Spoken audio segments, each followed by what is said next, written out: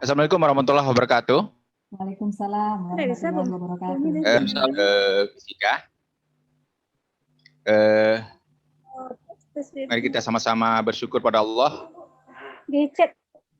Kita masih diberikan nikmat umur, nikmat untuk tetap dapat beribadah, ya, untuk mengumpulkan ibadah-ibadah yang bermanfaat bagi kita, membangun tempat kita di akhirat kelak. Ya. Baik, insya Allah siang hari ini kita akan berdiskusi tentang materi fisika yang ketiga, yaitu tentang usaha dan energi. Ya. Jadi ini adalah pembahasan ini adalah bagian inti sebenarnya dari fisika. Ya. Bagaimana bahwa materi usaha energi ini adalah bagaimana kita bisa mengurangi rasa penasaran siswa dari materi sebelumnya itu tentang kinematika dan dinamika, dan bagaimana kita dari materi usaha dan energi ini nanti akan mengkaitkan materi-materi setelah pembahasan bab ini adalah itu hampir semua kita membahas tentang usaha dan energi, terkait dengan usaha dan energi.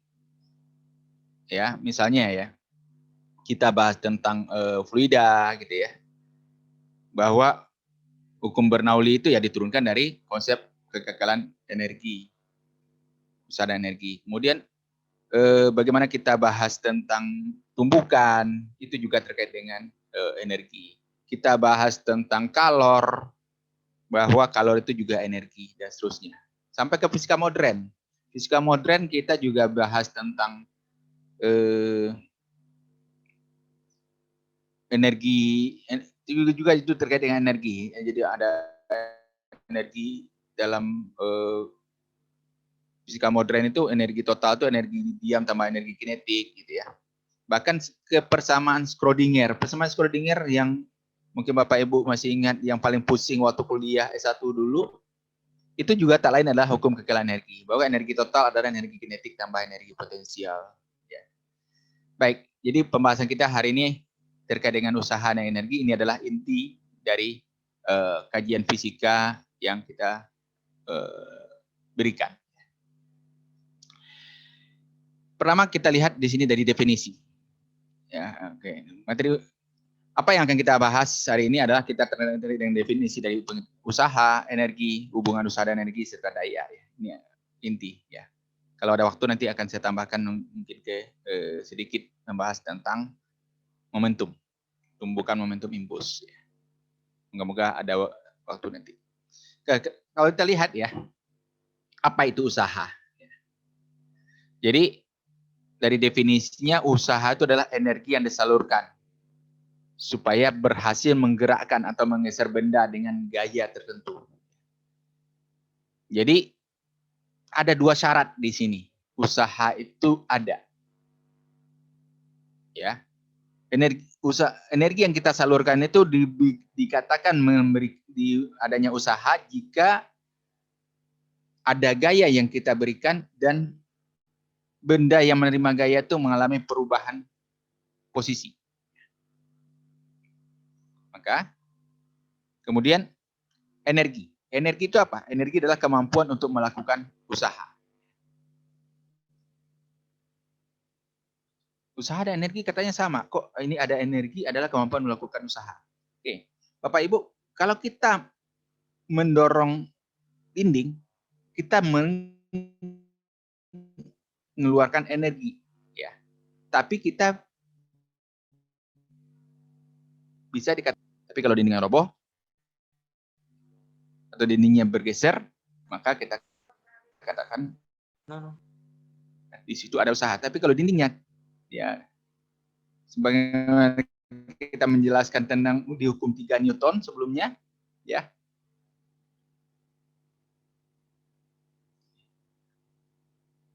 Ya, hukum 3 Newton bahwa gaya aksi ada sama dengan gaya reaksi, ya. Setiap aksi yang kita berikan itu dilawan atau ditahan dengan adanya reaksi yang diberikan oleh benda. Selama bendanya tidak bergerak, itu ada ya. Waktu kita memberikan gaya tadi, kita sudah mengeluarkan energi. Tapi kita belum dikatakan melakukan usaha. Jadi energi itu adalah kemampuan untuk melakukan usaha. Jadi bisa dibedakan di sini antara energi dan usaha. Energi adalah tenaga yang kita keluarkan, ya.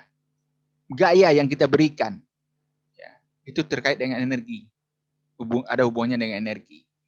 Tapi ada kalanya energi itu belum dikatakan adanya usaha bila gaya yang kita berikan itu tidak berhasil menggeser posisi benda, benda tidak mengalami perubahan posisi.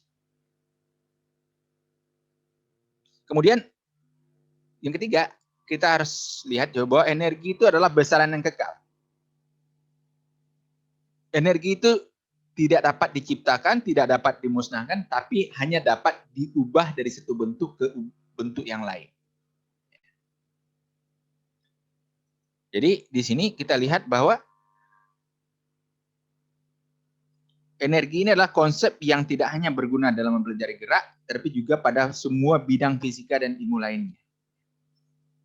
Makanya di awal tadi saya kemukakan bahwa kita memberikan materi usaha dan energi ini adalah inti dari atau jantungnya materi pelajaran di SMA. Dari kelas 1 sampai kelas 3, ya, intinya itu adalah di usaha dan energi. Oke. Ini ada dua peristiwa ya. Kalau kita lihat di sini, orang yang mengangkat beban, ya, dua-duanya angkat beban. Tapi yang di kiri, ya, ini dia bisa dikatakan melakukan usaha. Kenapa? Karena beban ini diangkat dari atas, dari bawah ya, kemudian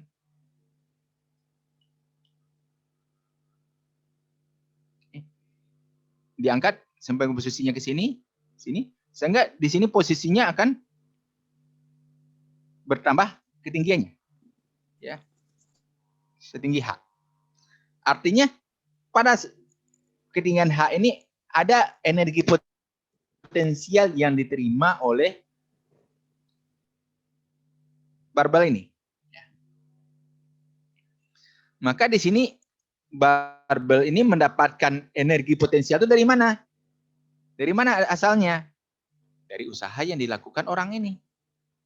Jadi orang ini melakukan usaha mengangkat pada ketinggian tertentu, ya, sehingga usaha yang dia berikan itu tersimpan menjadi energi potensial pada barbel.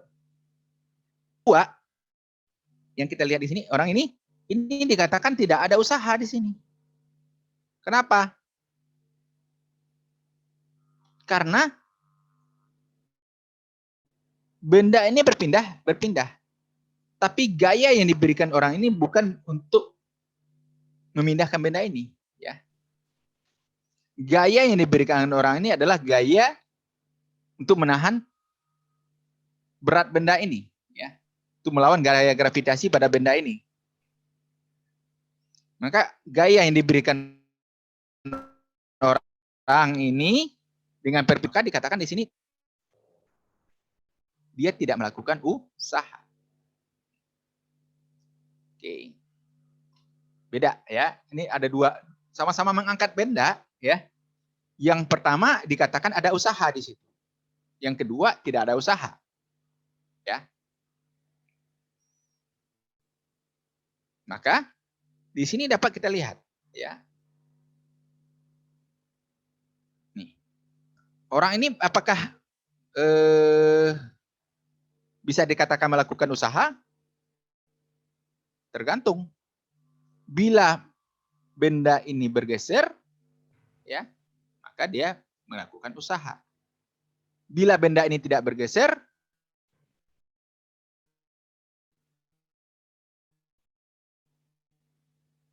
maka dia akan usaha. Jadi itu. Jadi kemarin kan ada yang men-chat di grup Telegram, bagaimana mana membedakan antara usaha dan energi. Jadi energi itu adalah tenaga yang kita keluarkan, tenaga yang diberikan. Ya. Usaha adalah bila tenaga yang kita berikan itu sehingga benda berpindah posisinya, maka di situ ada usaha.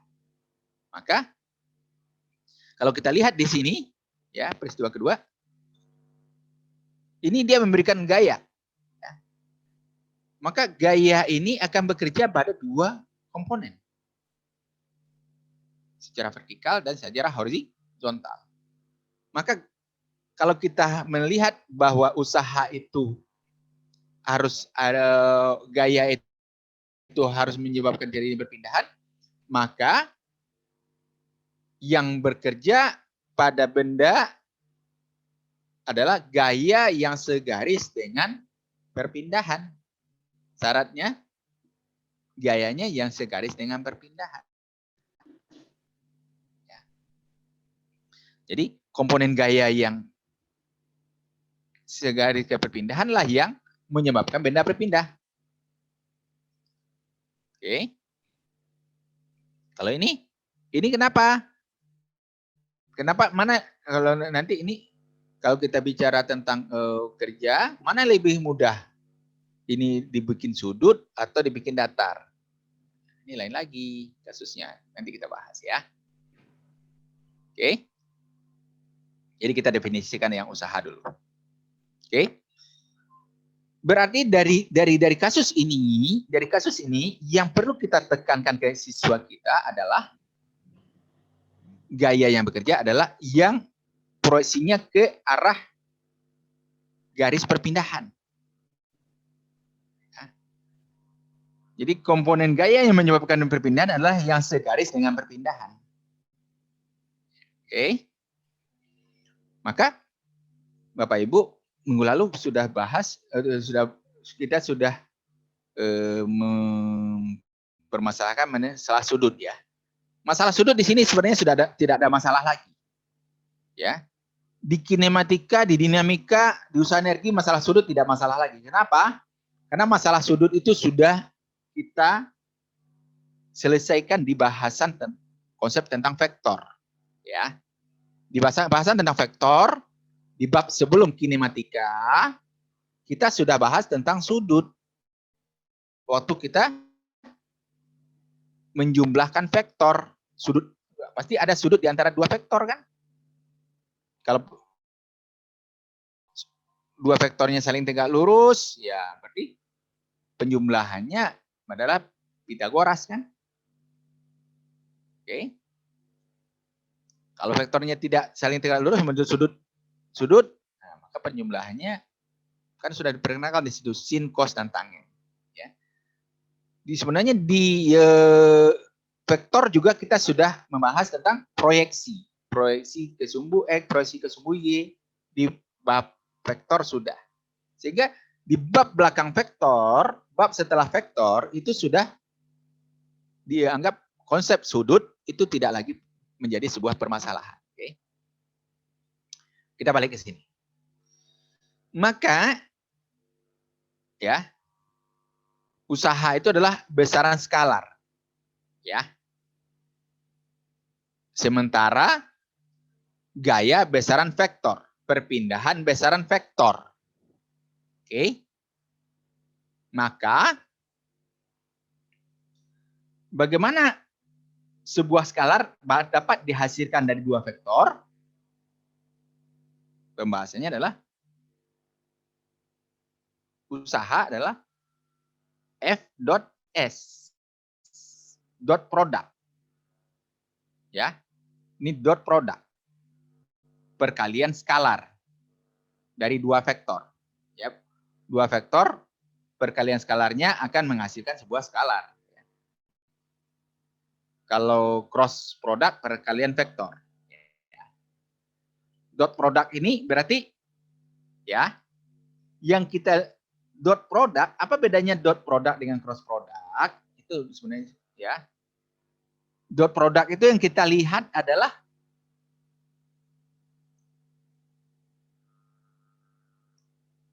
ya.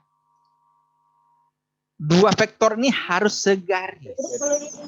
Dua vektor ini harus segaris. Vektor F, vektor gaya, dengan vektor perpindahan harus segaris. Yang kita lihat di sini, perpindahan pasti dia akan mengikuti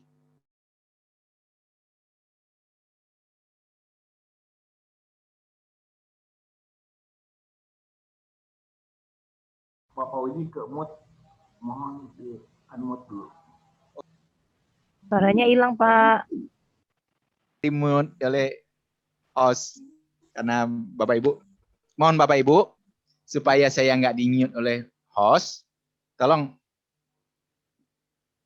mic-nya di-mute. Jadi kalau Bapak Ibu banyak yang buka mic, nanti akan saya kasih waktu bertanya ya. Kalau Bapak Ibu banyak yang buka mic, host akan mute semua sehingga suara saya juga akan termute. Oke. Tadi termute dari mana? Hilangnya dari mana tadi? Perkalian dot. Oke. Jadi konsep usaha ini adalah perkalian dot produk antara dua vektor, gaya dan perpindahan.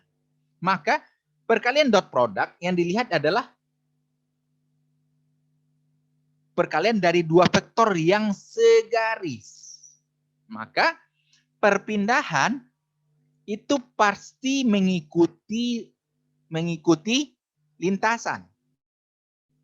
Maka tidak ada proyeksi perpindahan. Yang ada proyeksi adalah gaya. Ini yang miskonsepsi di buku. Di buku WFS cos data. Seolah-olah cos data itu adalah proyeksi dari S. Ya. Jadi yang benar adalah F cos data S, gitu kan? Dijelaskan dulu F cos data S-nya.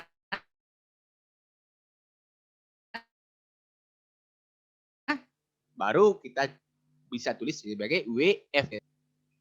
Oke.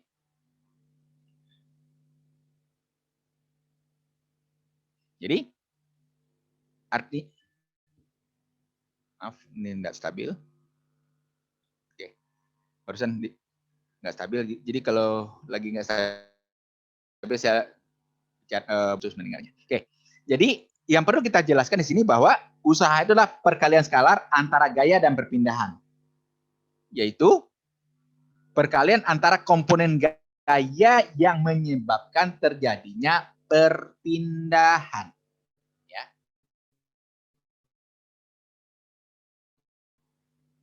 Jadi usaha itu adalah perkalian antara komponen gaya yang menyebabkan terjadinya perpindahan. Jadi kita membaca rumus ini adalah sebagai usaha adalah perkalian antara komponen gaya yang menyebabkan terjadinya perpindahan. Artinya di situ gayanya harus diproyeksikan. Ya. Maka ini gaya yang diberikan, mana yang menyebabkan perpindahan adalah F cos data. Ya. Maka W Fx Sx. Ya. Komponen gaya menyebabkan perpindahan adalah F cos data. Fx itu F cos data. Jadi W adalah F dot S, jadi F cos data S.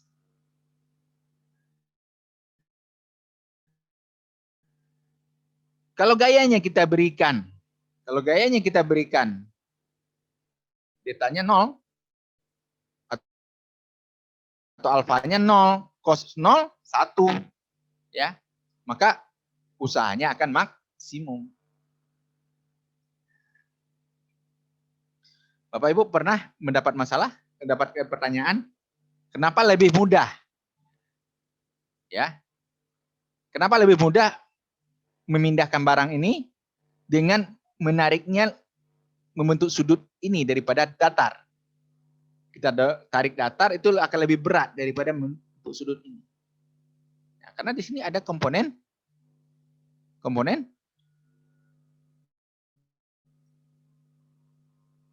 FY. Nah, kaitannya dengan minggu lalu, di sini ada gaya berat, Di sini ada gaya normal, ya. Maka gaya normalnya, ya, gaya normalnya dengan tambah gaya komponen gaya yang diberikan itu sama dengan gaya berat. Berarti gaya normalnya jadi W min FY. Artinya gaya normalnya mengecil di sini. Gaya normalnya mengecil di sini akan terkait gaya gesekannya, F gesekannya mu n-nya akan mengecil. Jadi ini akan lebih memudahkan memindahkannya karena gaya yang diberikan akan mengurangi gaya normal sehingga memperkecil gaya gesek dibandingkan kalau kita tarik secara datar. Oke. Oke. Mungkin bisa juga kita kalau tarik tambang itu kan adalah olahraga yang sering diperlombakan setiap 17 Agustus. Ya. Kenapa penarik tambang yang merebahkan badannya itu akan selalu lebih menang daripada kalau dia menahan berdiri? Ini konsep ini, ya. Kalau penarik tambang itu menahannya sambil berdiri dibandingkan merebahkan badannya ke arah belakang, maka yang merebahkan badan akan lebih menang. Oke. Oke, ini konsep tentang usaha, ya. Jadi ini harus kita tekankan ke siswa kita bahwa usaha itu adalah apa tadi? Ya. Usaha itu adalah perkalian skalar antara gaya dan pemindahan, ya. Itu perkalian antara komponen gaya yang menyebabkan perpindahan. Ini ya, Bapak Ibu. Yang menyebabkan terjadinya usaha adalah komponen gaya yang menyebabkan perpindahan. Berarti kalau orang tadi ini gaya yang diberikan adalah gaya menahan gaya normal untuk kotak ini. Gaya normal untuk kotak ini, ya. Dia berjalan, berpindahnya ke kanan, gaya yang diberikan ke atas. Itu gaya normal untuk menahan kotak. Maka di sini gaya yang diberikan bukan menyebabkan perpindahan. Di sini tidak ada usaha oleh gaya normal ini, ya. Oleh gaya yang diberikan orang ini. Orang ini mengeluarkan energi enggak? Untuk menahan ini mengeluarkan energi enggak? Iya, dia mengeluarkan energi. Nah, disinilah bedanya antara usaha dan energi. Dia mengeluarkan energi untuk menahan kotak ini. Capek enggak dia? Lelah enggak dia? Kalau kita mengeluarkan energi ke lingkungan, maka ditandai dengan kondisi tubuh kita yang menuju ke arah kelelahan. Ya. Oke. Kita lanjut, ya. Bapak Ibu, kalau ada yang mau bertanya, silakan di chat, ya. Bu Berlian, mungkin nanti kalau ada chat yang terkait materi, tolong di share aja, Bu, ya. Supaya kita nggak bolak-balik. Jadi Bapak Ibu, karena Bapak Ibu di-mute semua, silakan menulis di chat, ya. Nanti dibacakan akan silakan oleh Bu Berlian, ya. Ya, siapa? Ya, makasih, Bu. Oke. Sekarang kalau kita lihat kasusnya bagaimana kalau bendanya di bidang miring. Ya. Di bidang miring, ya, di bidang miring, maka benda di bidang miring itu akan meluncur. Ini ada komponen gaya. Gaya berat. Ada gaya berat, ada komponen gaya berat yang membuat benda untuk meluncur. Maka di sini ya, apakah ada usaha?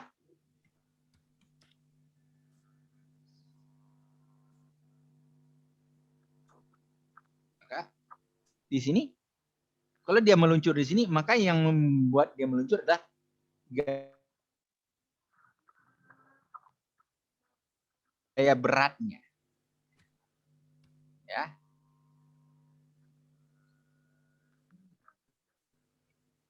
Nah, kita lihat di sini. Proyeksikan F-nya, gayanya, dan proyeksikan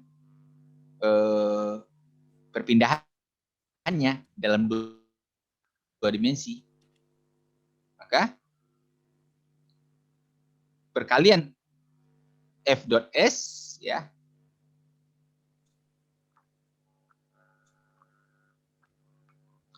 Ini saya nggak ngerti kenapa di buku SMA komponen ini dianggap tidak perlu diajarkan, tapi di bab vektor sudah diajarkan. Ini seolah-olah terlalu menyulitkan gitu ya. Sebenarnya tidak. Bahwa siswa itu harus bisa menganalisis gerak dua dimensi. Gerak dua dimensi berarti perpindahannya itu adalah dalam bentuk bidang. Ya. Bisa aja tetap perpindahannya translasi, tapi translasinya itu dalam bentuk bidang. Maka dilihat dalam ya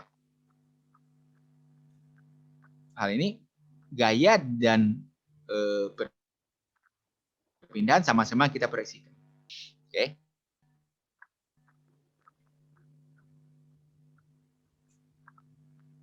Jadi inilah usaha yang diberikan oleh usaha itu adalah usaha dalam arah sumbu X tambah usaha dalam arah sumbu Y. Totalnya aja. Karena ini sudah skalar, tinggal dijumlahkan saja. Ya. Berapa usahanya dalam arah sumbu X, berapa arahnya dalam ini gaya yang menyebabkan perpindahan di sini adalah gaya berat, komponen gaya berat. Maka usahanya adalah di sini MGS sin delta.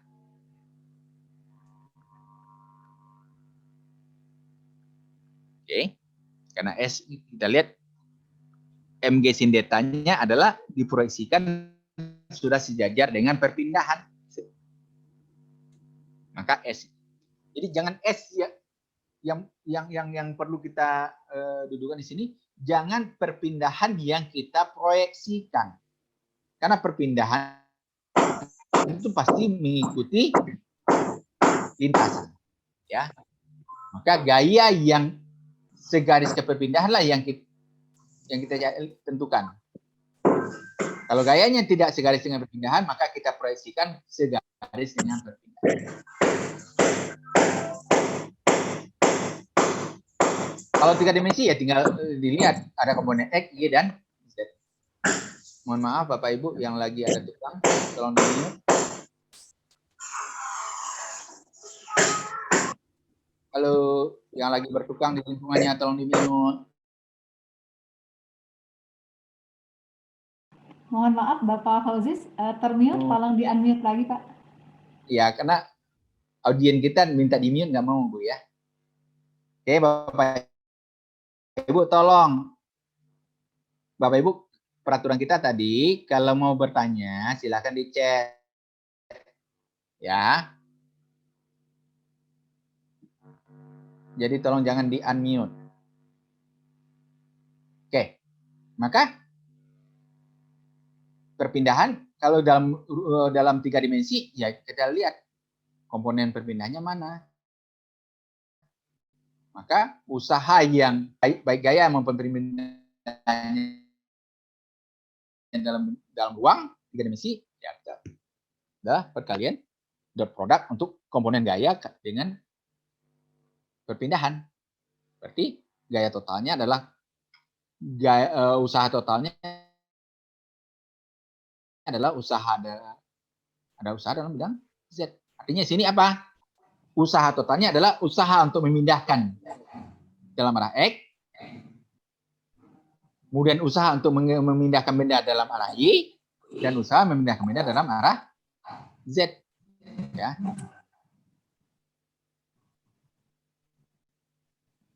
Oke. Itu tentang usaha. Ya. Bu, ada yang tanya tentang usaha? Ya, Bapak di sini di kolom chat ada yang bertanya. Di sini dari Ibu Mia Imawati, Bapak I dan J-nya dilihat dari mana katanya. Saya jarang menjelaskan hal tersebut. Mungkin Ya, oke. ini ya, baik, Pak. Bapak Ibu, IJK itu adalah vektor satu. Ya. IJK itu adalah vektor satuan dalam sumbu X, Y, dan Z. Ya. I itu dalam vektor satuan dalam arah sumbu X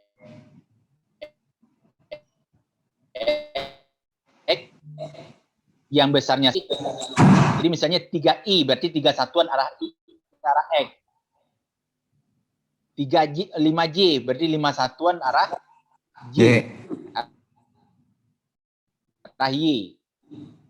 Ya. 5K berarti 5 satuan dalam arah Z. Ya. Jadi IJK itu vektor satuan dalam arah X, Y, dan Z. Ya.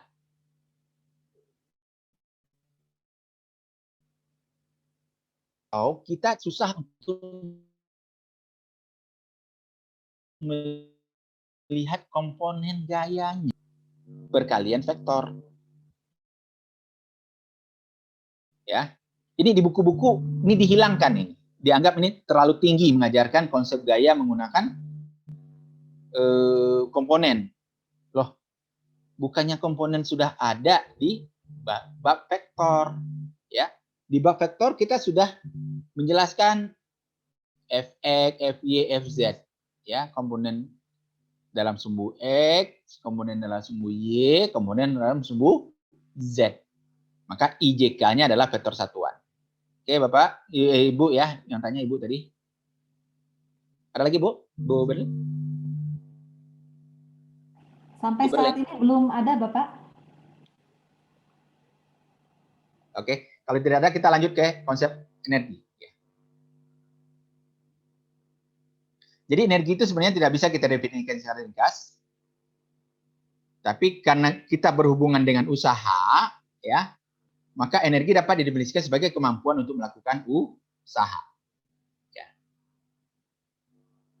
Kenapa begitu? Karena nanti waktu kita bahas kalor, ya, itu juga ada energi. Kalor itu adalah energi yang dipindahkan karena perbedaan temperatur. Jadi konsep energi itu tergantung ya. Tergantung di konsep mana kita membahasnya. Kalau di konsep usaha ini, dalam bab usaha energi, maka energi itu adalah kemampuan untuk melakukan usaha. Jadi tenaga yang kita berikan untuk memindahkan benda itu energi.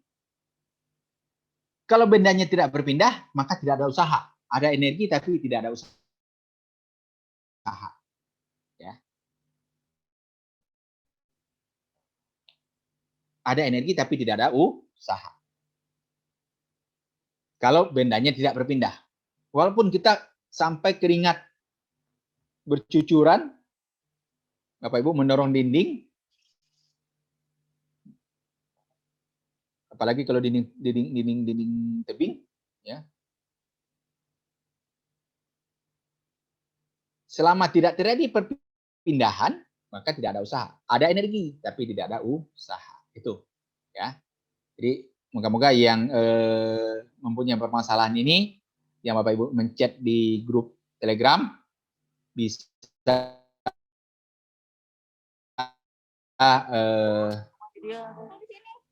di mana perbedaan kita membahas tentang usaha dan energi.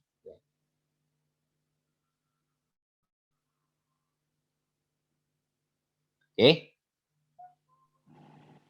Mohon izin Pak Fauzi. Bentuk-bentuk energi itu ada energi kinetik. Ya. Ya, Bu. Di sini di kolom chat ada pertanyaan Bapak dari Bapak Muhammad Rodli Ya, Mashkur. silakan, Bu. Pertanyaannya, pada bidang miring usaha ditinjau satu komponen yang Ya. sejajar bidang atau dua komponen?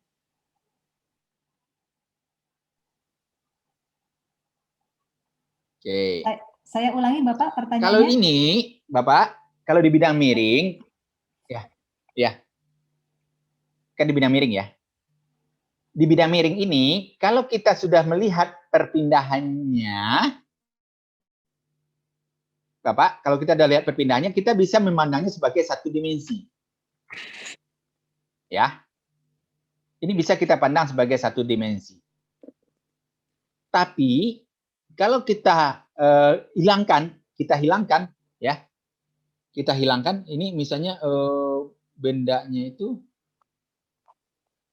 kita lempar dari sini. Ya. Lempar ke atas atau ke bawah. Maka ini kan dia mengalami perpindahan ke sini dan ini kan. Ya. Atau kita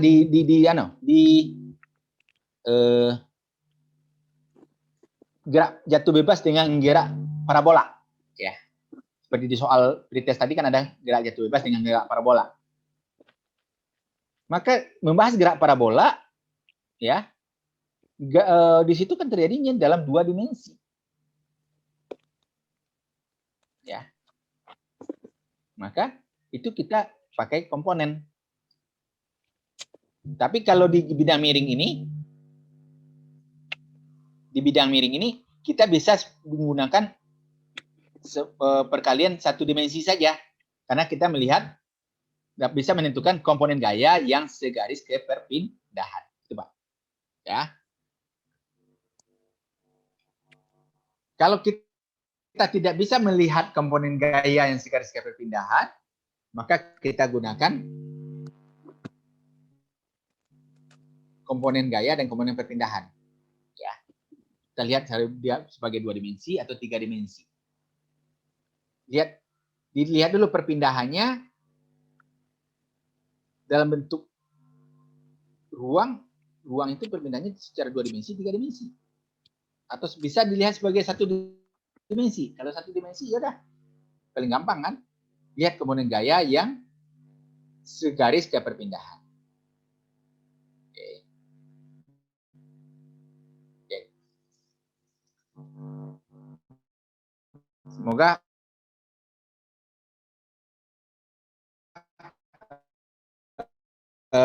untuk usaha, sekarang kita ada energi kinetik. Energi kinetik itu adalah energi gerak. Energi yang dimiliki oleh benda atau objek karena gerak, kata Yunani atau kinetikos, yang artinya bergerak. Maka energi kinetik sama dengan setengah MP kuadrat. Ya. Jadi dikaitkan dengan geraknya. Karena dia punya kecepatan.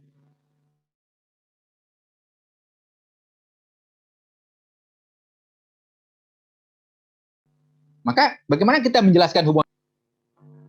Kita tahu bahwa usaha itulah W F.S tadi ya. F itu adalah dalam hukum 2 Newton untuk benda tegar.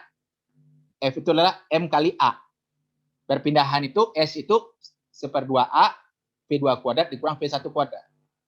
Ya. Maka usaha F.S tadi adalah M A, F itu MA, S itu 1/2A P2 kuadrat dikurang P1 kuadrat. Sehingga tak lain usaha itu adalah perubahan energi kinetik. Bila usaha diberikan kepada benda, maka energi kinetiknya bertambah. Tapi kalau usaha dilakukan oleh benda, ya, maka energi kinetiknya berkurang. Contohnya mana usaha yang dilakukan oleh benda? Gesekan.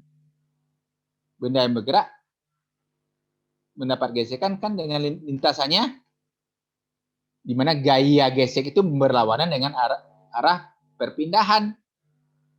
Maka gaya gesek itu akan menyebabkan benda berhenti. Artinya energi kinetiknya berkurang. Kemana perginya? Energi kinetik berkurang. Ya ke kalor. Gesekan itu kan menyebabkan panas. Jadi kita katakan jika kita berikan usaha pada benda, maka energi kinetik benda akan bertambah.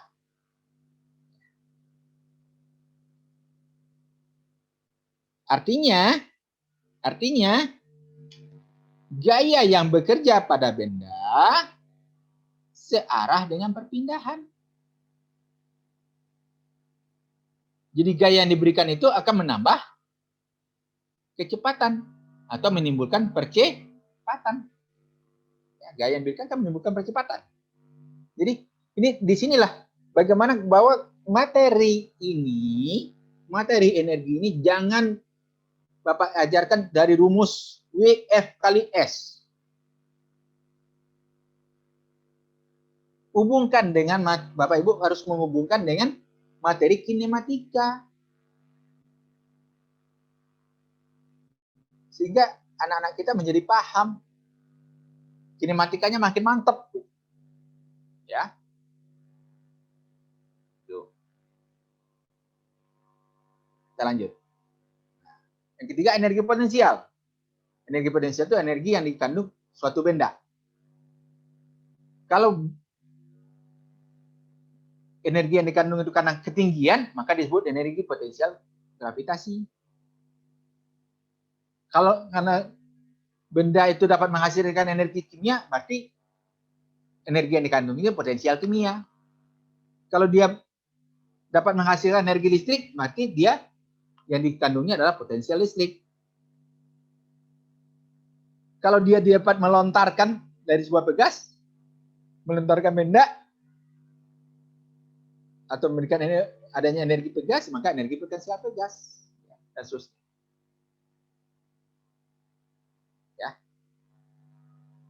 Maka kalau contoh tadi, kalau orang mengangkat benda tadi, benda dari sini diangkat ke posisi yang lebih tinggi, ya, maka ini ada usaha ini mengangkatnya. Itu mengangkatnya ada usaha. Maka usaha yang diberikan ini menambah energi potensial benda. Apa buktinya energi potensial yang bertambah? Kalau benda ini dilepaskan, dia akan jatuh ke bawah. Makin lama geraknya makin cepat. Maka dia akan berubah menjadi energi kinetik. Potensial akan berubah menjadi energi kinetik. Ya. Jadi di sini kalau kita lihat untuk benda yang meluncur yaitu jatuh bebas, itu perubahannya dari energi potensial menjadi kinetik. Secara alami kan jatuhnya. Ya. Benda yang kalau tidak ditahan dari ketinggian tertentu, pasti dia akan jatuh secara alami ke bawah. Tapi tidak ada benda yang secara alami akan terlontar sendiri ke atas. Maka untuk memindahkan benda kembali ke atas, maka itu ada usaha. Jadi usaha menjadi energi potensial. Energi potensial tadi nanti menjadi energi kinetik turun. Ya. Waktu nyampe di tanah itu macam-macam. Bisa menyebabkan tanah bergetar. Bisa menyebabkan tanah itu panas, ya. Coba Bapak Ibu, tangan kiri ditumbuk dengan tangan kanan, ditinju dengan tangan kanan, ya. Lama-lama itu pasti tangannya akan terasakan panas. Kenapa panas? Karena, ya, energi yang kita berikan tadi ditahan, dia meningkatkan temperatur, jadi kalor dia. Maka kalau kita bicara tentang energi potensial gravitasi, itu adalah energi yang dimiliki benda karena posisinya pada ketinggian yang relatif. Ya. Tinggi itu relatif. Ya. Benda yang diangkat pada ketinggian tertentu, dia akan mendapatkan gaya untuk melawan gaya gravitasi. Karena benda itu akan berpindah sejauh delta H, maka benda itu akan mendapatkan energi potensial sebesar mg delta H. Dari mana energi potensial itu didapat? Dari usaha yang kita berikan. Berarti usaha yang kita berikan itu sama dengan pertambahan energi potensial benda. Ya. Mengangkat benda tadi, itu kita memberikan, kalau tanpa percepatan dia naik ya, berarti bahwa besar gaya yang kita berikan sama dengan gaya gravitasi.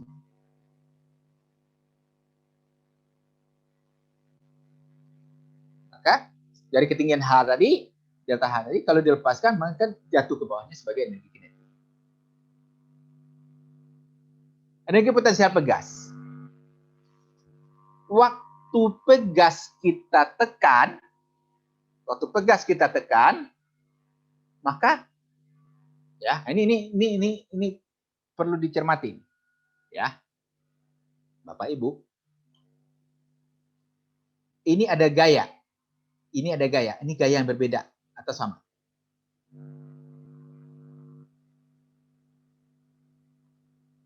F dengan X itu gaya yang berbeda atau sama? Beda ya. Tolong kalian lihat di sini, itu adalah gaya yang berbeda. Satu gaya reaksi, satu gaya reaksi. Satu gaya yang kita berikan pada pegas, satu gaya yang ditimbulkan oleh pegas.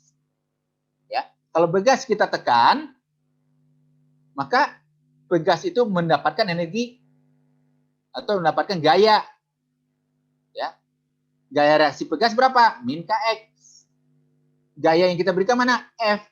Jadi gaya yang kita berikan kalau kita tekan, ya.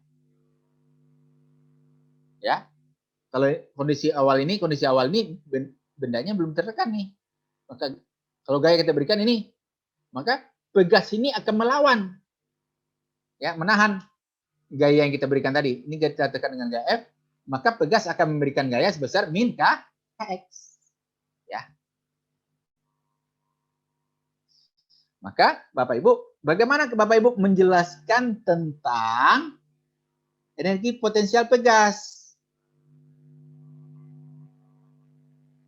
Tolong. Di sini jangan rumus ini dikasih. Tapi jelaskan dari mana datangnya. Ya. Kalau kita percobaan, maka hubungan gaya dengan perpindahan seperti ini. Ya. Gaya dengan perubahan panjang pegas. Semakin besar gaya yang kita berikan, pertambahan panjang pegasnya maka makin besar. Mau gaya tarik maupun gaya tekan. Ya. Maka energi potensial pegas itu adalah luas daerah ini. Maka energi potensial itu adalah setengah F kali delta X. Ya. Luas daerah inilah yang energi potensial pegas. Setengah F kali delta X. Segitiga kan? Luas segitiga adalah setengah alas kali tinggi. Ya. Kita tahu bahwa gaya tadi adalah Kx, K delta X. Jadi gaya kita ganti dengan K delta X. Maka baru di sini dapat bahwa energi potensial pegas adalah setengah K delta X kuadrat. Ya. Jadi di sini terlihat bahwa antara gaya dan perpindahan itu di energi potensial ini untuk pegas itu setengah K delta X kuadrat.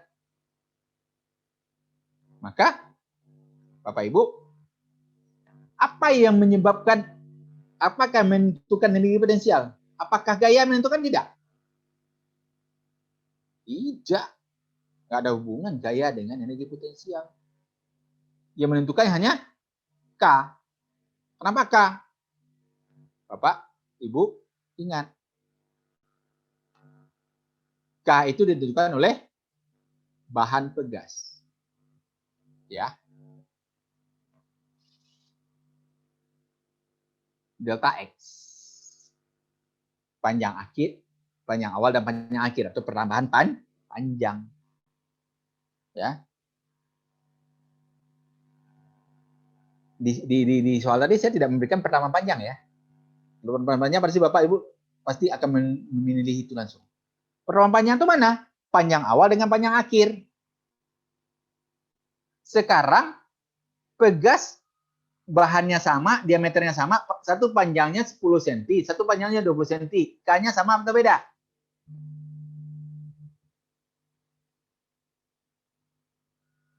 Gaya pegasnya sama atau beda?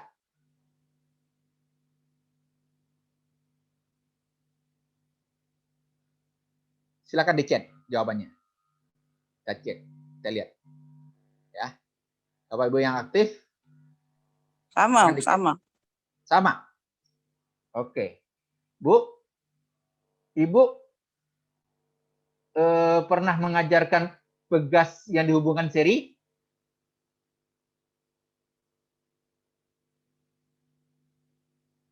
Yang mengajarkan sama, pernah mengajarkan pegas hubungan seri? K-nya sama atau beda? Beda. Beda. Kalau hubungan seri itu mana lebih panjang, dengan satu pegas atau dua pegas di hubungan seri? Pegasnya bahannya sama ya, diameternya sama. K-nya sama atau beda? Kalau hubungan seri K total beda. Antara satu dengan dua pegas itu beda kan? Iya. Beda. Artinya pegas yang kalau panjang pegasnya berbeda, K-nya juga berbeda. Iya. Ya, Dari modulus. modulus yang kan? Ya. K itu kan kita turunkan dari modulus yang kan? Ya, dari modulus yang. Oke. Jadi di sini miskonsepsi yang muncul di buku-buku. Ya. Bahwa energi potensial itu ditentukan oleh panjang awal. Karena panjang awal itu terkait dengan K. Ya. Bahan pegas. Ya. Ya. Dan panjang akhir. Delta X kan? Oke. Jadi sini.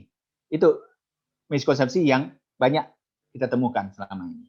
Moga-moga Bapak Ibu dari pelatihan yang kita hari ini bisa kita dudukkan. Yang kedua yang perlu kita dudukkan di sini, jangan lagi mengajarkan EP sama dengan setengah K delta X kuadrat. Ajarkanlah dari mana datangnya. Ini juga konsep gaya pegas. Gaya pegas ini pada umumnya miskonsepsi. Ini ada dua gaya di sini, ada gaya aksi, ada gaya reaksi. Ya.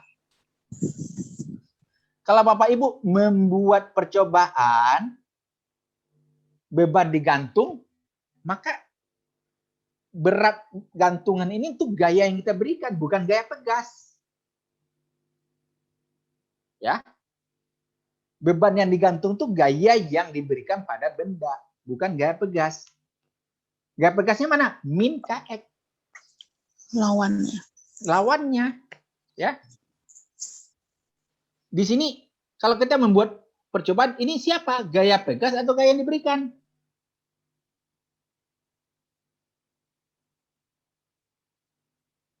Gaya pegas. Kalau gaya pegas, maka rumusnya sini jadi Pakai min K delta X. kalau gaya pegas FKX, K delta X. Gaya pegas. Yang kita lihat di sini aja, yang ini. Yang ini. Ya. Ini min KX, ini delta X. Siapa nih? Sama ayah. Percobaan. Ini yang Bapak Ibu. Kalau kita menghitung gaya pegas, berarti itu gaya yang dikandung, yang dilawan oleh pegas. Gaya yang dimulakan oleh pegas. Ya. Itu reaksi dari gaya berat, atau waktu kita menggantung beban tadi, reaksi dari gaya berat yang kita berikan. Oke.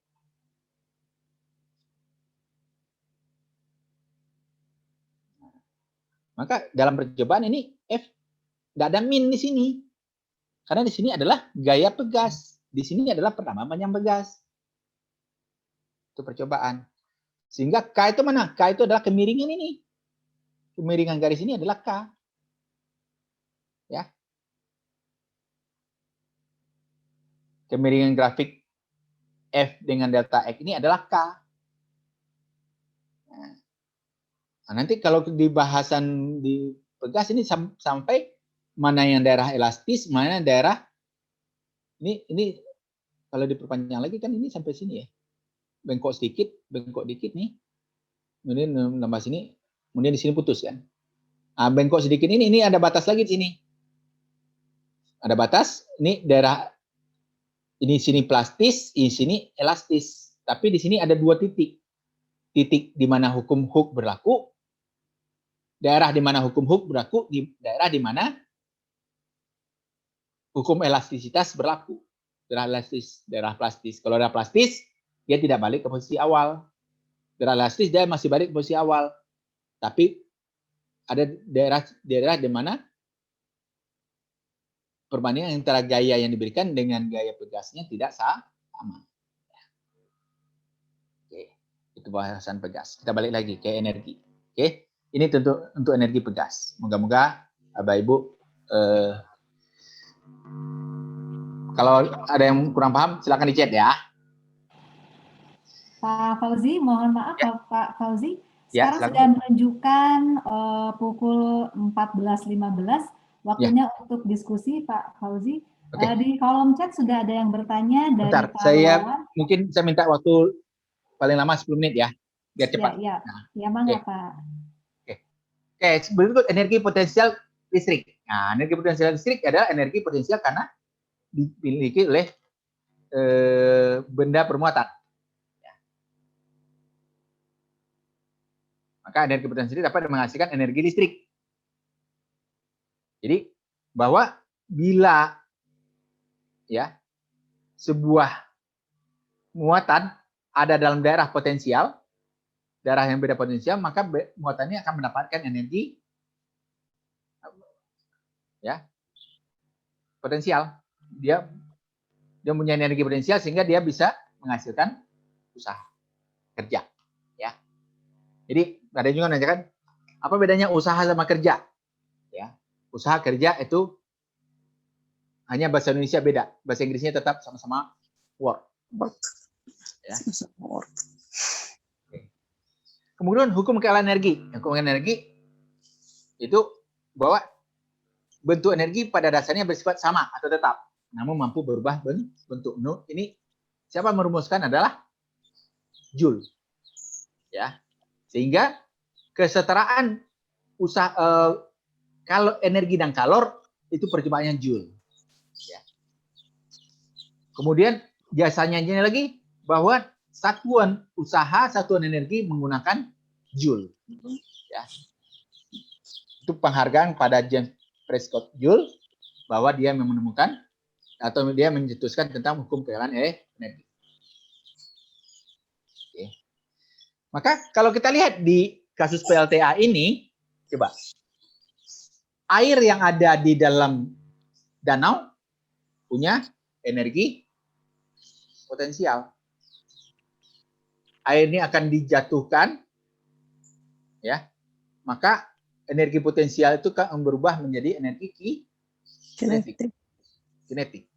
Energi kinetik air ini akan memutar turbin, maka berubah menjadi energi kinetik turbin. Turbin tadi akan menghasilkan listrik, akan berubah menjadi energi listrik. Listrik. Ya. Di sini turbin ada generator. Ya, turbin ini akan di situ ada generator. Ya. Ini jadi bahwa di sini kenapa bagi yang di Sumatera Barat atau yang di Sumatera Utara itu Danau Toba dan Danau Singkarak kalau Sumatera Barat ya. Singkarak, Pak. Meninjau. PLTA itu di Singkarak kan? Iya, Singkarak. Nah, di Singkarak ada PLTA, di Danau Toba juga ada PLTA. Sekarang permukaan air ini turun. Sehingga debit air yang ke sini itu kecil. Maka hasil PLTA kita itu menurun. Ya. Kenapa daerah kita punya banyak atau di PLTA kalau di sini Jatiluhur ya PLTA juga, maka sekarang itu diusahakan daerah di sekitar waduk Jatiluhur, di sekitar danau ya itu direboisasi. Kemudian diharapkan di danau itu jangan terlalu banyak keramba-keramba yang menimbulkan endapan yang lebih tinggi. Oke, kemudian kita lanjut karena waktu udah habis, kita percepat aja ya. Hukum energi mekanik. Nah, maka energi mekanik ini itu hanya ada energi potensial dan energi kinetik. Ya. Syarat yang harus dipenuhi tidak ada gaya eksternal yang bekerja. Ya. Tidak ada gaya eksternal yang bekerja. Betul-betul benda itu jatuh dari ketinggian, kemudian dia jatuh bebas, berubah menjadi kinetik. Di sini kita mengabaikan gesekan dengan udara. Sebenarnya energi kinetik benda yang di bawah tadi itu tidak sama dengan energi potensial benda yang sebelum jatuh. Kenapa? Karena di sini ada gesekan dengan udara, ada berubah menjadi kalor. Ya. Maka bila tidak ada gaya eksternal keluar yang bekerja, energi mekanik itu adalah energi potensial tambah kinetik. Oke. Maka hukum kekayaan energi mekanik berlaku bila ada perubahan energi potensial ke kinetik ke potensial. Ya. Ayunan. Kita bicara ayunan itu kinetik, potensial kinetik. Ya. Bicara sampai ini juga sampai ke persamaan Schrödinger yang Bapak Ibu waktu S1 pusing itu, tak lain kinetik sama potensial juga. Ya. Energi mekanik itu. Jadi ini inti kita hari ini bahwa usaha itu ini bagaimana kita bisa menjelaskan tentang dinamika gerak, bagaimana kita bisa menjelaskan setelah materi usaha itu adalah momentum impuls, getaran gelombang, ini juga terkait, kalor termodinamik juga terkait dengan usaha energi, listrik dan magnet juga terkait, sampai ke psikologi modern. Ya. Jadi ini bahwa betul-betul jantungnya fisika itu ada usaha energi. Maka Bapak Ibu di materi usaha energi ini, tolong jangan sampai miskonsepsi lagi ke anak. Pusing nanti mereka di lanjutan ini ya. Baik, untuk hari ini kita cukup sampai di sini ya, karena chat banyak yang harus dibahas. Kita nanti hanya sampai jam 3. Ini udah 14.21. Silakan Bu Berlin. Ya, terima kasih Pak Fauzi untuk paparannya. Di kolom chat sudah ada yang bertanya dari Pak Wawan. Ya. Di sini ditanyakan Bapak katanya, pada kasus orang mengangkat kotak kemudian berjalan dikatakan tidak melakukan usaha. Ya. Bagaimana dengan usaha oleh kaki orang tersebut? Bukankah kaki orang tersebut memberikan gaya horizontal yang berarti searah perpindahan? Oke. Di Pak Wawan, Yang tidak ada usaha adalah pada kotak ini. Gaya yang kita berikan pada kotak itu adalah melawan gaya gravitasi. Maka orang yang membawa kotak ini pasti kelelahan kan?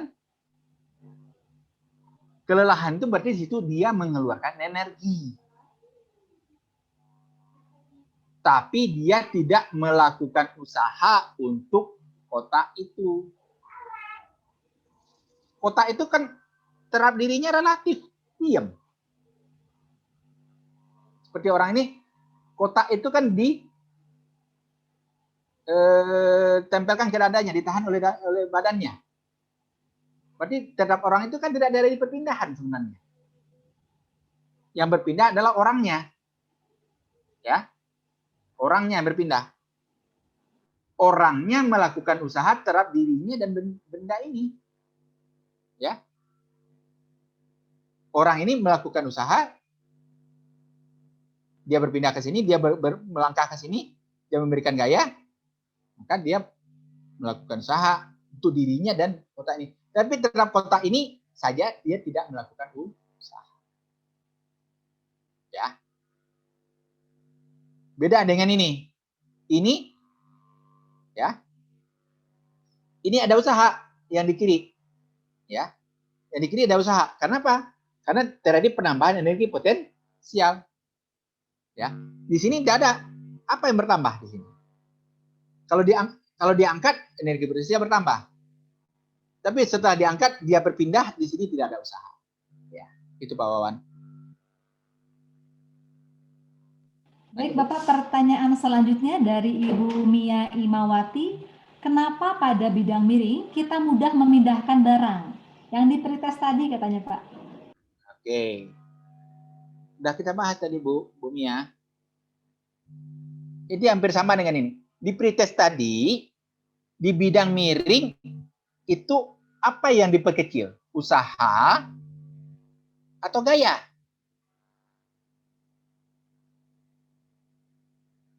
Penggunaan bidang miring untuk memindahkan benda yang diperkecil apa? Usaha atau gaya? Gayanya, Pak. Gaya, bukan usaha kan? Ya, gaya. Gaya. Gaya kita perkecil, S-nya kita perbesar. Harusnya diangkat lurus, ini jadi bidang miring. Ya. Jadi itu bukan memudahkan usaha ya, Bapak Ibu. Bidang miring itu bukan memudahkan usaha. Usahanya tetap. Persepsi lagi itu. Tapi mengurangi gaya ya, mengurangi Pak. Ya? gaya. Mengurangi Kasih, tenaga yang kita berikan. Gaya kan tenaga kita. Ya. Ya. Oke. Baik, lanjut, Bu. Terima kasih. Soal berikutnya dari Ibu Agustina. Bapak, mohon maaf untuk slide bentuk-bentuk energi, ada grafik gaya terhadap pertambahan panjang pegas. Jika ada soal menanyakan besar usaha, apakah usahanya sama dengan besar energi potensialnya? Kemudian jika energi potensial pegas dipengaruhi oleh panjang awal, bahan pegas, panjang akhir merupakan miskonsepsi. Konsep yang benar tentang yang mempengaruhi besar energi potensial adalah apa, Pak? Oke.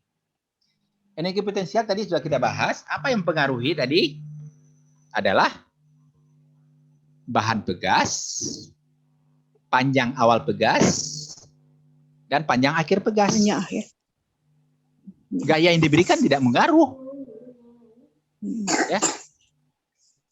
Tadi kata Kenapa Bapak panjang awal pegas berpengaruh? Tadi sudah kita bahas. Kenapa panjang awal pegas berpengaruh? Bapak Ibu pernah sudah mengajarkan pegas dihubungkan seri dengan satu pegas dengan dua pegas hubungan seri. Dua pegas identik ya, K-nya sama ya.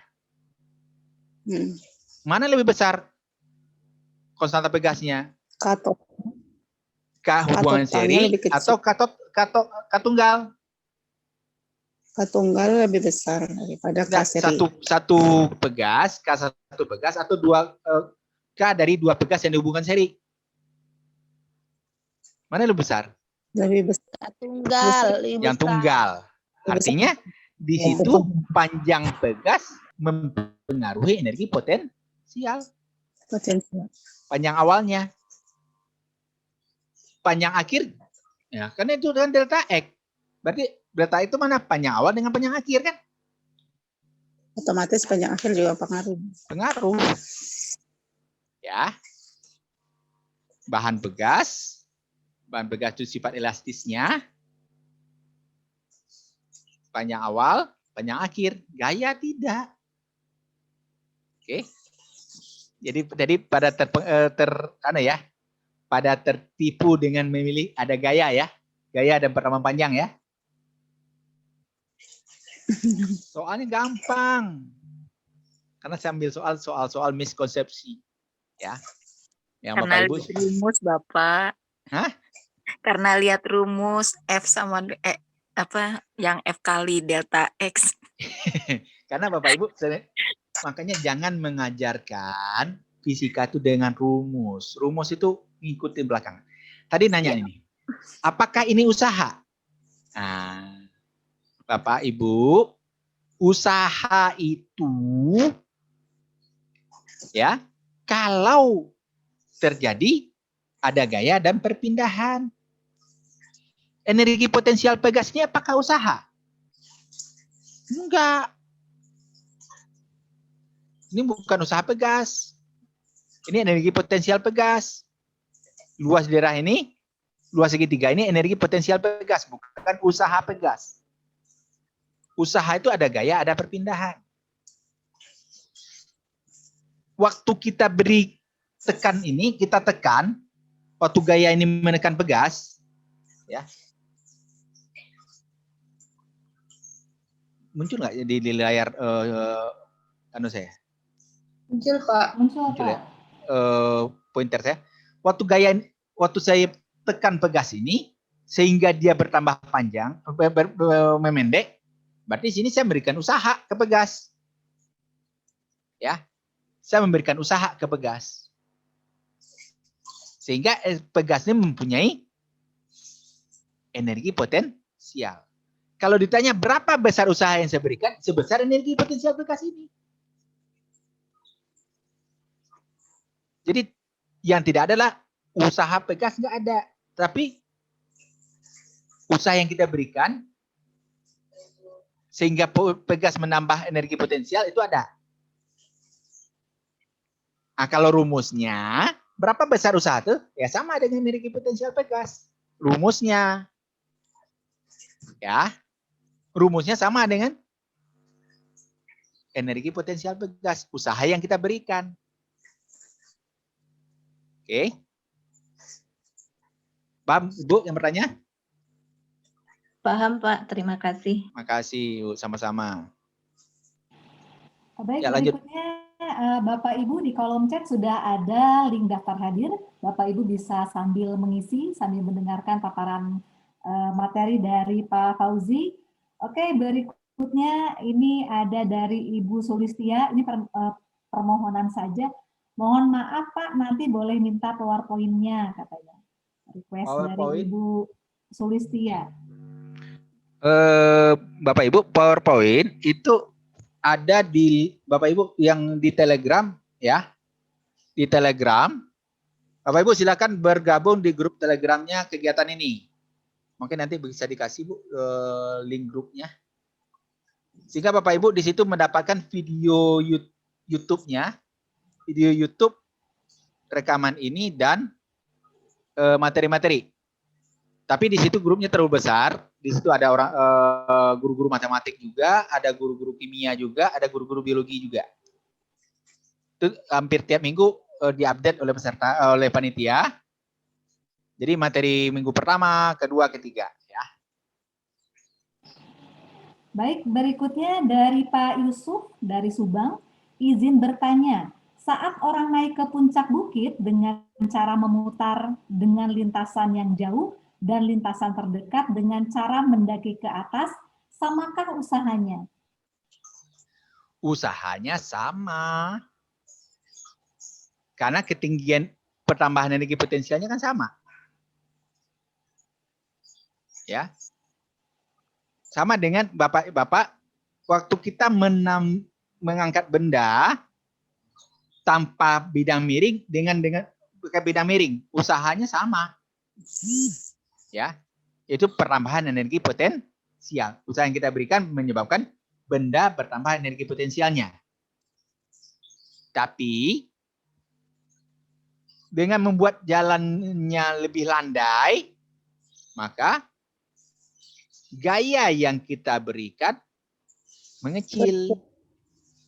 Ya, tenaga yang kita keluarkan mengecil. Bapak memanjat tebing dengan jalan menyusuri ya tebing, itu Bapak akan tenaganya lebih habis mana? Ya. Oke. Jadi Pak Yusuf, kalau jalannya terjal dengan jalannya memutar, yang berbeda gayanya, bukan usahanya. Ya.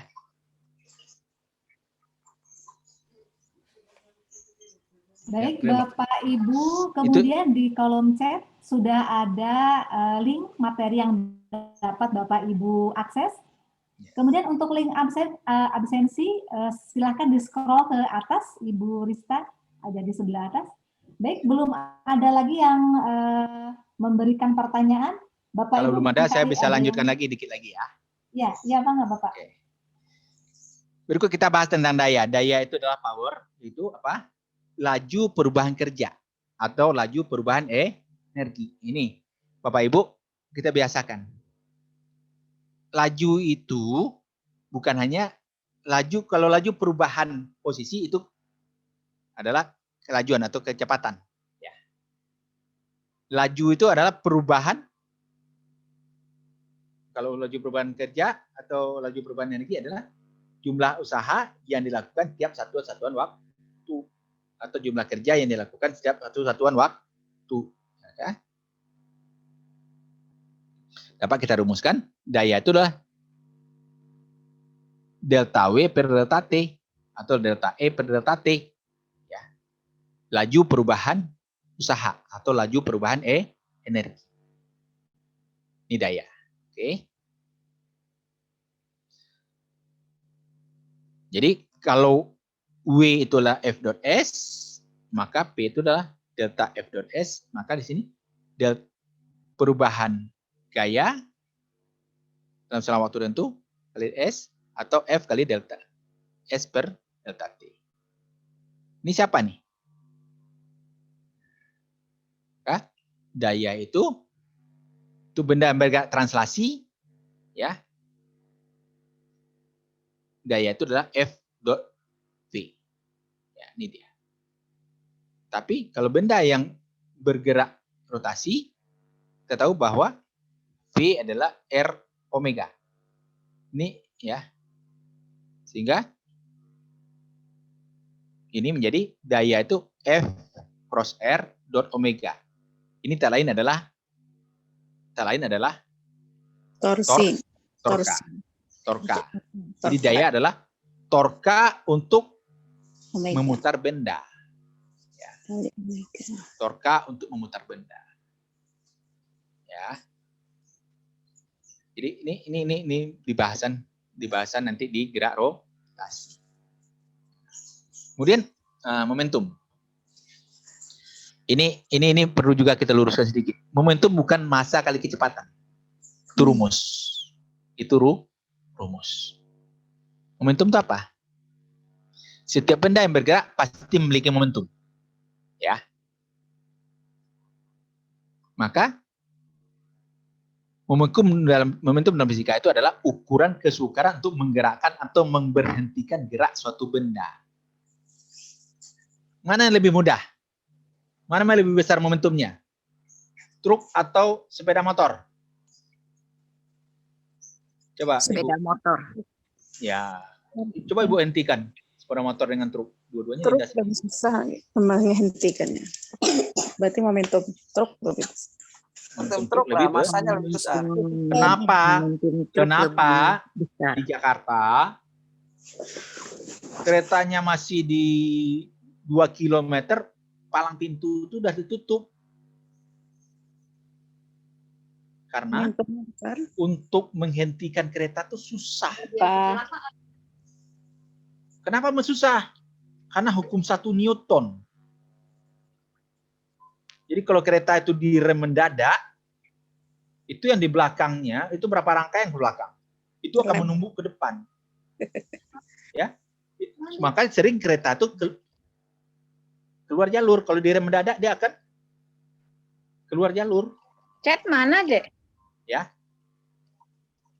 Maka kalau di lampu merah, mana yang lebih duluan bergerak? Motor atau truk?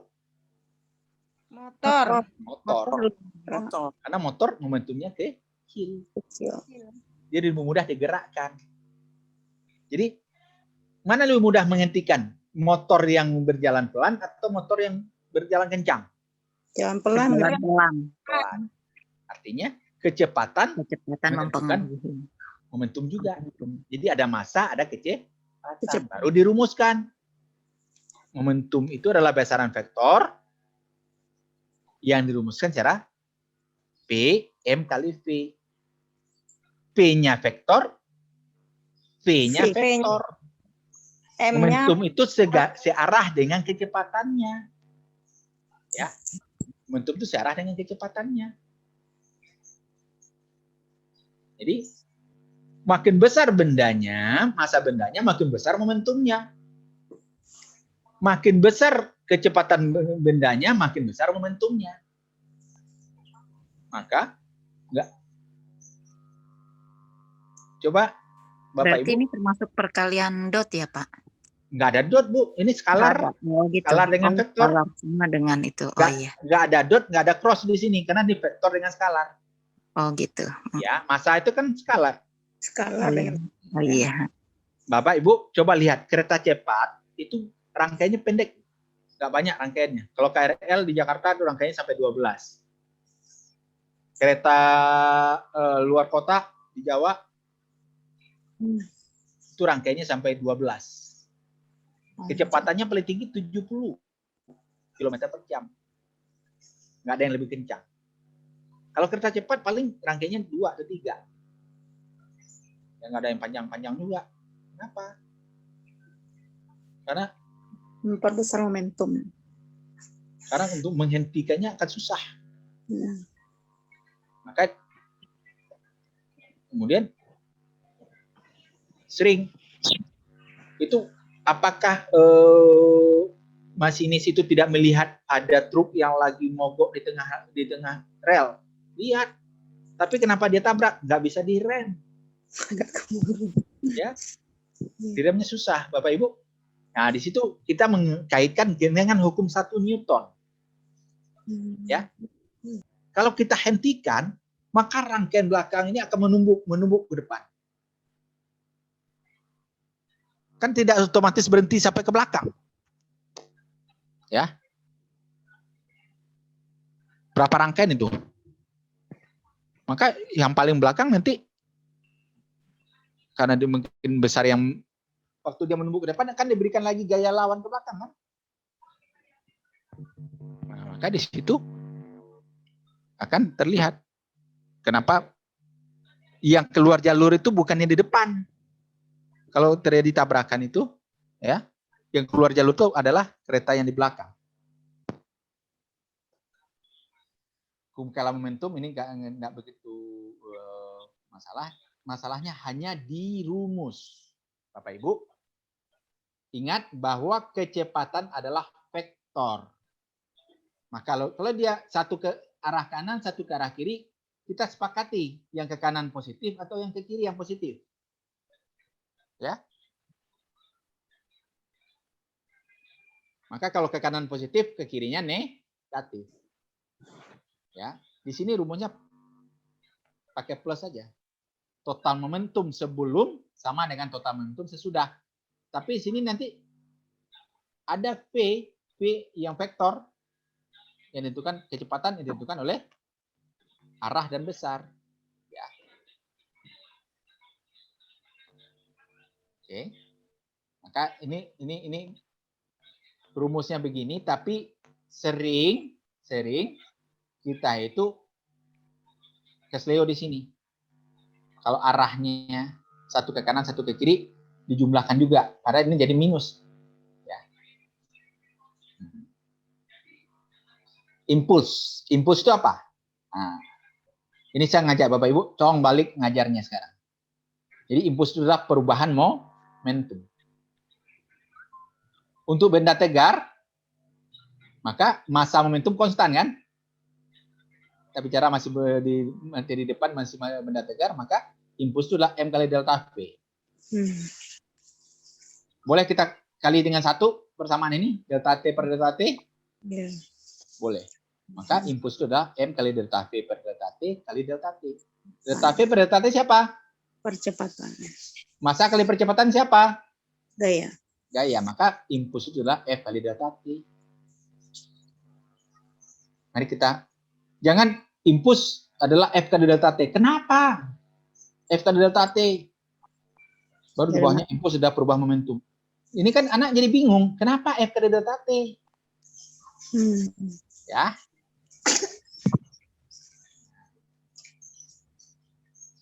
Oke, mana grafiknya nih? Grafiknya, ya, makin sempit grafik ini, maka impulsnya makin Kecil. gaya impulsnya tetap, gayanya makin besar. Ya, maka contohnya mana? Badminton. Antara orang smash dengan drop shot, interaksi bolanya dengan raket mana lebih lama? Drop shot. Ditahan kan? Ya. Jadi kalau makin pendek waktunya, Menghasilkan akan memberikan gaya yang makin besar. Ya. Impuls itu tetap. Kalau delta T-nya kecil, maka F-nya akan besar. F-nya besar, maka perubahan kecepatannya akan makin besar. Ya. Kalau ini lebar, ya, maka itu menjadi gaya dorong. Gaya dorong itu kan waktunya penetrasi terus kan, ya, dengan benda, tapi gerak bendanya pelan. Ya, ini kita bisa punya banyak cerita di sini dari gambar ini. Tapi ini hilang nih di buku hilang. Enggak, anak bingung menafsirkan ini apa. Kenapa? Kalau waktunya pendek, perubahan momentumnya besar. Nah, sering miskonsepsi, waktunya pendek, I-nya besar. Loh, kenapa? I itu kan F kali delta T. Kalau delta T-nya kecil, I-nya kecil dong. Ya enggak? Sering Bapak Ibu menemukan itu, kasus itu? Ya. Moga-moga ke depan tidak masalah lagi ya. Ini mungkin yang perlu diluruskan di sini. Oke. Tumbukan membiliar ya. Ada lenting sempurna, lenting sebagian, tak lenting sama sekali. Ya, tumbukan itu atau lentingan adalah sama dengan pantulan ya. Pantulan itu kan juga tumbukan. Cuma yang satu tidak bergerak. Bola dengan lantainya tidak bergerak. Jadi Bapak Ibu kalau mau melakukan percobaan tumbukan ini gampang. Pakai bola tenis, jatuhkan dari ketinggian tertentu, lihat pantulannya sampai berapa. Jatuhkan lagi dari tinggi itu, lihat pantulannya sampai berapa.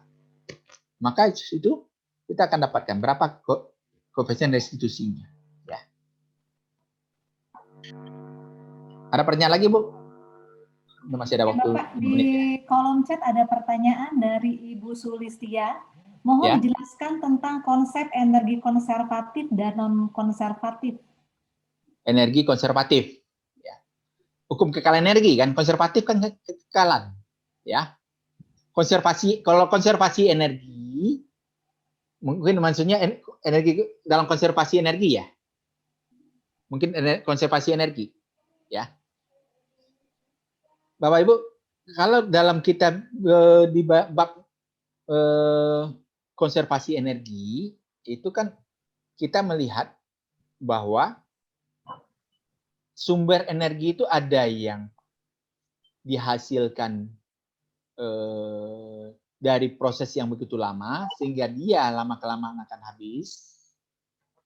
Ada yang dihasilkan begitu lama tapi tidak habis. Contoh, energi dari fosil itu fosilnya proses pembentukannya jutaan tahun, ya.